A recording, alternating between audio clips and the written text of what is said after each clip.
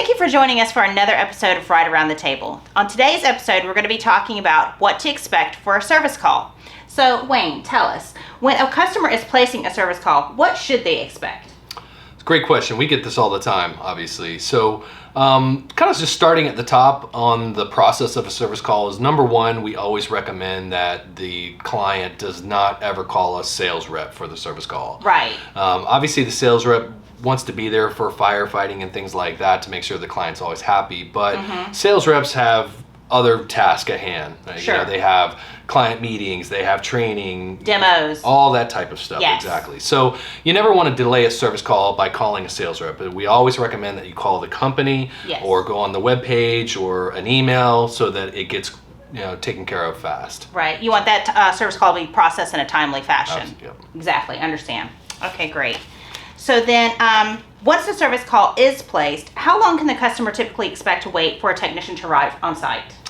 Well, let me compound that a little bit. So once a service call is placed, you can either place a service call via the phone, email, or web portal. And before that happens, that we actually send a technician, we actually look at the service call to see if it might warrant a remote call. Because if we can handle it remotely, that's going to actually make it happen faster for the client. They're going to be happier. Right. And then if we determine that we need to send a technician on site, then we'll send a technician. And that average response time that we are looking for, at least the metrics that RITE looks for, is about a 2 to 4 hour response time. Okay, great. So as compared to what's the industry standard? Well, I'm not sure what others are doing out there, but our metrics are 2 to 4 hours. Okay, so yeah, so you could get anywhere from 2 to 4 hours to 2 to 4 days. We have heard those things in the past, yes. Okay, so that's good to know. All right, perfect. So then, next question. Once the tech actually does arrive on site, like it wasn't something they were able to do through a remote call-in or walking the customer through the process over the phone, which sometimes we do. What happens once the tech actually arrives on site? So the technician will try to find whoever placed the service call or some of the key users that are using that equipment the most to diagnose, understand what some of the pain points that they're having, and diagnose that as quick as possible so that they can start to work on the product. Exactly. Okay, perfect. All right, and so what happens if during that process the customer winds up needing a part in order to repair their device?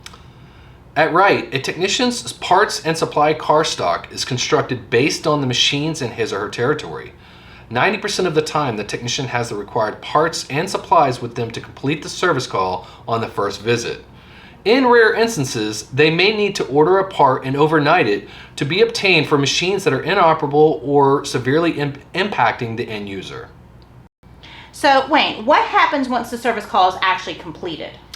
So in most cases, once the service call is complete, some dealerships are going to send out a survey notifying the service provider of how they perform the service call and if there's any other issues that might need to be addressed. Okay, good deal. So Wayne, any final notes for our customers or potential customers on service calls? Yeah, so I would say just be aware that it's industry standard that all service calls are being recorded. And the reason for this is so that at any given time, the client can call their dealership and request maybe a service history report of a machine or machines, possibly a business review of how that dealership is performing for the client. And in those business reviews, you're going to find things like average service call response time for their account and any calls placed.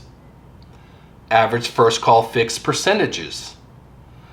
Uptime percentages for their system or fleet of systems. Number of service tickets per device. Any surveys that their company may have filled out. So Wayne, thank you so much for joining us on RITE Around the Table today. My pleasure. I appreciate all the information that you've given to us today and to our customers and potential customers about what to expect on a service call. And folks, as always, remember to keep sending us those questions. And we'll see you next time on RITE Around the Table.